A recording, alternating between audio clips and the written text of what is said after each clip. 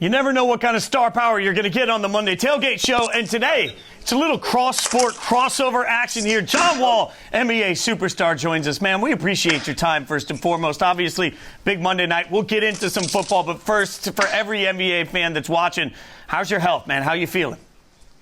I'm great. I'm 110% healthy.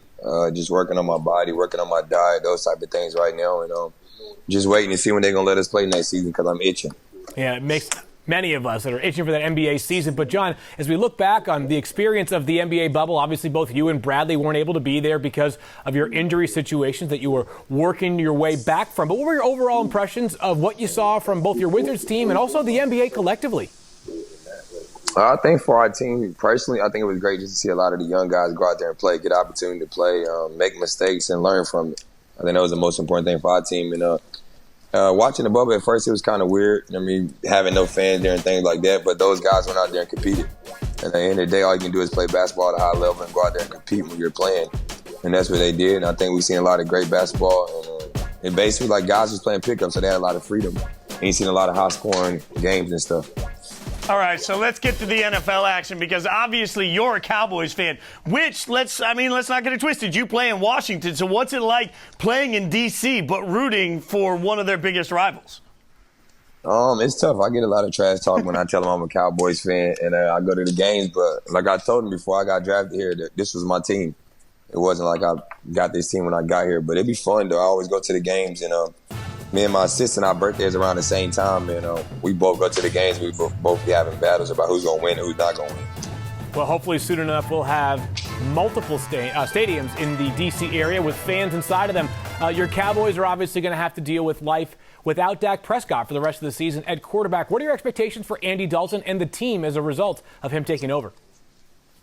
Well, I mean, prayers to Dak and glad he had a successful surgery and wishing the best in recovery. But it was tough to see him go because he was having a heck of a year. I think that's what they had Andy Dalton for, though. You know what I mean? Somebody like that's a veteran quarterback that know how to win and play in good situations. So I think we got the right pieces and the right team for him. All he has to do is go in there and do his job. So who in the NBA is the biggest, NFL trash-talking person that you like to go at when the Cowboys are playing? I don't know, to be honest, man, because everybody got different teams, and it's a lot of Cowboys fans, so I really don't have trash talking with a lot of my teammates or anything like that because, a lot of people switch team when the players switch, so they don't really got a legit team like I do. The Cowboys are currently in first place in the NFC East and can have a pretty commanding lead with a win tonight, but that part is good. But be honest, John, how much have you enjoyed seeing the Eagles and also the Washington football team and also the Giants stumble out of the gate so far this season?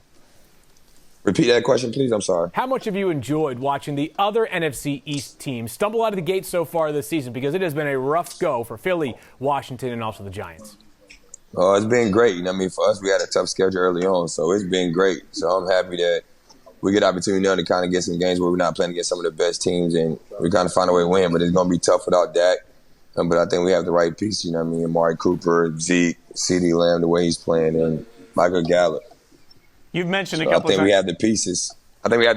We just got to get our defense to step it up. That's where we're struggling at right now. You've mentioned a couple of times, John, that you're a lifelong Cowboys fan. So, do you have a favorite memory, a favorite game that really sticks out to you from watching them?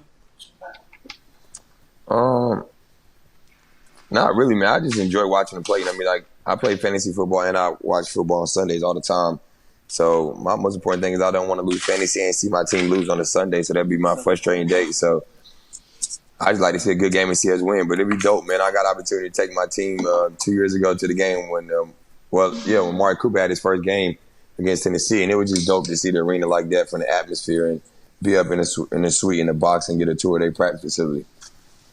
One more from me here, John, as we look forward to the offseason, not because the Cowboys season is not going to be a good one, but because Dak Prescott cannot play the rest of this year. What is your ideal scenario of how things work out between Cowboys and Dak going forward? Well, I hope they work out great. I feel like he's a franchise player for us, and I think he's the quarterback we need to lead our team in the future. I hope he can get his contract. He might not get as much as he wants, but hopefully he get a good deal. And when he come back next season, he have his starting job back because I feel like the team respects him, the fans love him. And I think he's just a great person on and off the field and what he brings to the table. So when you're watching the Monday Night Football game tonight, before we get your prediction, what's the snack game? What's your sort of ritual when you're watching? Definitely got to have the movie theater popcorn with some butter on it. drinking me some water, and I'm just having my feet over my guys. Probably have my Normatec on while I'm recovering from workouts on the day and just sit back and watch football. All right, so what's your prediction for the game tonight, John? I think we're going to win by 3. I think Andy Dalton going to have a big game, but I think Zeke going to get out his little funk, and he's been scoring the ball for us touchdown-wise, but I think we're going to use him a lot in the lows, give him over 20 touches tonight, and I think he's going to have a big day. Man, I speak for NBA fans everywhere saying we can't wait to watch you get back on the court, but in the meantime, cool to see this side of you, my friend. Thanks for hanging out with us. Appreciate it. Thank you. You have a great night. Thanks for watching ESPN on YouTube. For live streaming, sports, and premium content, subscribe to ESPN+.